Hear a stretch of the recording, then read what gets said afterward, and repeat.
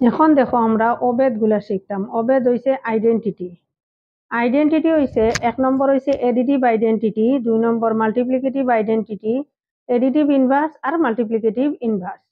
অবেদ খারে কয় যদি এডিটিভ আইডেন্টিটির ক্ষেত্রত যদি যুগর ক্ষেত্রত মানে যদি কোনো নাম্বার দিয়ে যোগ করলে আমরা রেশনাল নাম্বারটা সেম থাকে তাহলে এটারে কইব এডিটিভ আইডেন্টিটি। মাল্টিপ্লিকেটিভ আইডেন্টিটিও সেম হইব, যে কোনো নাম্বারতে যদি আমরা কোনো নাম্বার দিয়ে আমরা রেশনাল নাম্বারটারে আমরা মাল্টিপ্লাই করি তাহলে যদি আমরা রেশনাল নাম্বারটা আমরা সেম থাকে তাহলে ওটারে কইব মাল্টিপ্লিকেটিভ আইডেন্টিটি।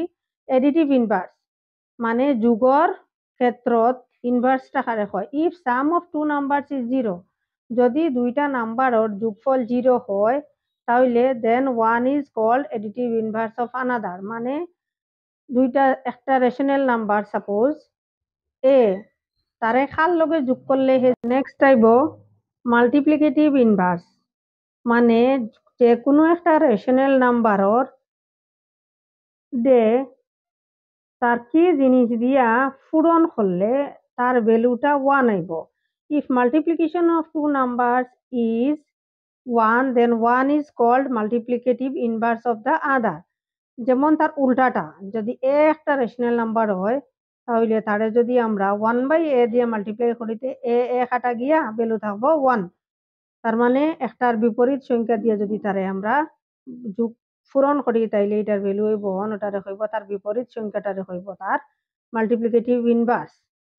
আশা করছি বুঝছো যে প্রথম হইছে এডিটিভ আইডেন্টিটি অভেদর, যে 0 ইজ দ্য এডিটিভ আইডেন্টিটি মনে রাখলে হইব, multiplicative identity 1 is the multiplicative identity. Additive inverse হইছে যে নাম্বারটারে এড করলে ওই যে রেশনাল নাম্বার আছে তার সঙ্গে এড করলে তার রেজাল্টটা 0 বাইরিব, ওইটা হইব এডিটিভ ইনভার্স। তার মানে যদি প্লাসও থাকে রেশনাল নাম্বার তার ঠিক মাইনাসটা হইব, যদি মাইনাস থাকে তে প্লাসটা হইব। আর মাল্টিপ্লিকেটিভ ইনভার্স হইব তার উল্টাটারে দিয়া তারে মাল্টিপ্লাই হলে। আশা করছি বুঝছো সবে। নেক্সট ক্লাসে আমরা কিতা করমু এর এক্সাম্পলটাই করমু।